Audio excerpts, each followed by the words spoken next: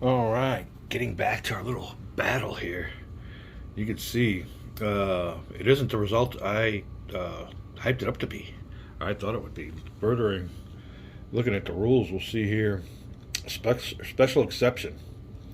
If the reaction player has one or more surviving air or carrier units present, and the offensive player has no surviving air or carrier units present, the reaction player automatically wins the battle, regardless of the attack strengths involved.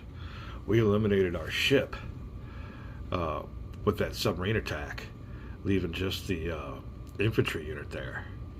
Alright, now we'll go down here to reaction player victory. Let me pause this and make sure I get my right spot, and we'll continue here in a second. Hold on. Alright, now here we go.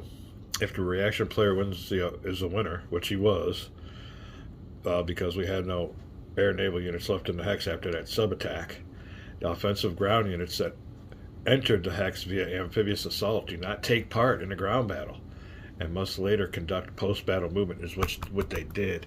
Now, I'm not really sure. I think they evacuated to this hex here. But yeah, this is the result. So, like I said, further looking at the rules, I thought maybe with just the ground units in place that there would have been an automatic Japanese victory. We would have got that hex wrong. Let's go back up to here. This is really important. Where is this here? If the reaction player, which is the allies with their air unit there at the base, has one or more surviving air or carrier units present, so we did have a surviving air unit, and the offensive player has no surviving air or carrier units present, which happened because our ship was sunk by the sub-reaction attack, the reaction player automatically wins the battle regardless of the attack strengths involved. So then we go over here, like I said, entered the hex by amphibious assault, which is what the Japanese were trying to do, conduct a post-battle movement. So big caveat on that little attack we had there upon further review. And it's been a while, like I said, it's been about a week or so since that last video. But I just wanted to get that straight. When I left that video, I thought I had already resolved this battle, but no, it was dangling there. Without everybody believing that the Japanese gained ground. No, they did not gain ground according to the rules. So that was the Japanese card play. Put that in their discard pile. And we're getting ready for a Allied offensive card play. Another time down here in the man cave, we get to have a little bit of gaming action. We'll be back. Alright, so let's go ahead and just basically tell you what happened. Japanese are coming in here with a, what unit was that? I think it must have been a cruiser or something. I'm not really sure yet. I have to go back on the video, but they were bringing some generic units that don't cost amphibious shipping points. It was one of those white, I don't even know if we, where are they at? It was one of these units here. Bringing him on in, it was a reduced unit. They came on in, Allies submarine sunk the cruiser, meaning that the remaining merchant ships or transport ships turned around and headed back here with their Japanese invasion force. No invasion happened. Alright, so that's basically, in a nutshell, what that was all about. And that's pretty good. I mean, yeah, we sunk the ships. We still would have had these air units. There was no Japanese involvement in the air naval combat because they had nobody there to air naval combat with. Alright, let me check out these cards, get you out of Zoom. We'll be right back. Exciting to get back to some Empire of the Sun play. We'll be back. Alright, what to do with the Allies with no amphibious shipping points available. Oh, key thing we're doing here is we got our big infantry division army landed up here. We will activate him and get him down to a port here. I guess that's Cameron Bay in Vietnam. And well, let's get some kind of see if we can't get a focus in here a little bit better for you. We'll move him onto that hex. It's a vacant hex.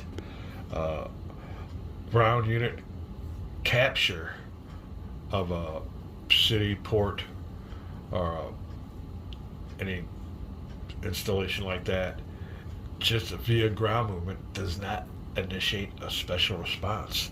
So this unit here can move on in there response free. Hopefully hang on to it and bring some other units in via port to port movement, because we do not have any amphibious shipping points left.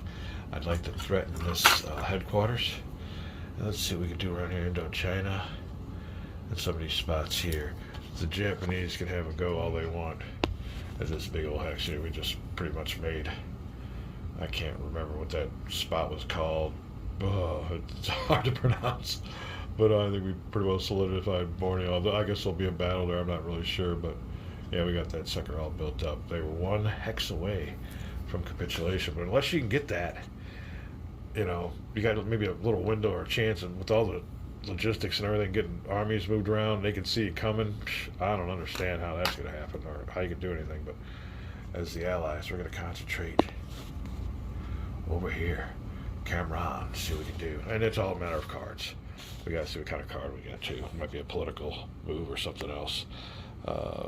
Future offensive cards. We'll be back. I like this card. And we'll be playing it for its event.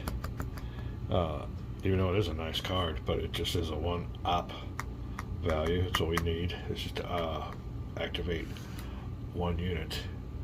I guess along with the headquarters it would be 3. We could do that. But I'm pretty sure this is a card we'll be using for its ops value of 1. That'll give us 1 activation. We'll use our Southwest Pacific headquarters. That'll give us another 2. So under activations, the U.S. will have, just mark it down here, 3. We will be back. Alright, 3 units I am activating with my 1 for my ops card value, and wanted to activate this headquarters here. Can't really do it. Need to get this unit here via into this port this way. Now the problem is the communication between this headquarters here and this hex here. He's got a 2 hex zone of influence, goes out to here that is not negated by any of my units. The only one that I have is here. 2 hex range, can't get communication, so I'll have to activate this headquarters. If I could do this on camera, right here will be my activated headquarters. Where are we at here? There you go. The old Malaysia headquarters will be activated. The first unit to be activated with it will be this big army here, Australian. We'll have to read that there. Third, I guess that's Australian Army. I'm just not sure. What other unit? Oh, this air unit here. So there are my 3 units that are going to be activated via this headquarters. Number 1, 2, and 3. All right. Now I gotta think about this now, though.